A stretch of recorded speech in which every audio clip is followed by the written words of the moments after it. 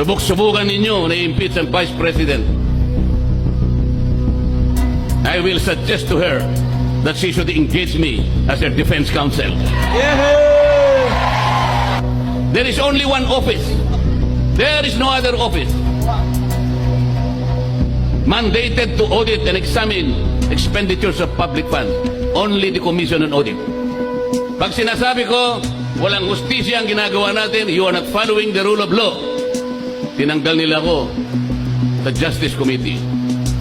Kasi i-impeach nila yung Vice President. Para hindi na ako siguro makasali, tinanggal nila ako sa Justice Committee. Ang sabi ko sa kanila, yun ang akala nyo. Subok-subukan ninyo na i-impeach ang Vice President. I will suggest to her that she should engage me as her defense counsel. Kasi mali na po ang nangyayari. Wala nang hustisya. Sabi ko sa kanila, bakit ninyo sinusuri ang confidential funds ng Office of the Vice President? Why? If you are honest in trying to enact a particular law, kasi po, inquiry in aid of legislation. There are more than 400 offices and agencies of government, beneficiaries of confidential funds. They were also notified by the COA. Meron silang audit observation memo.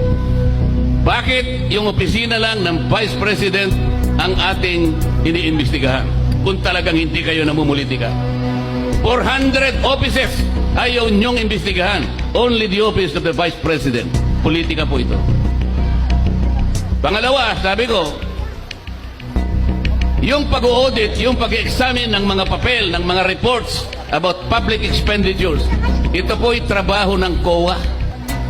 There is only one office. There is no other office mandated to audit and examine expenditures of public funds. Only the Commission on Audit. Ang sabi ko, bakit po natin ginagawa ang trabaho ng COA?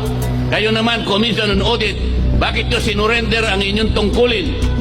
Meron pong problema dito, sabi ko. Nilalabag natin ang saligang batas.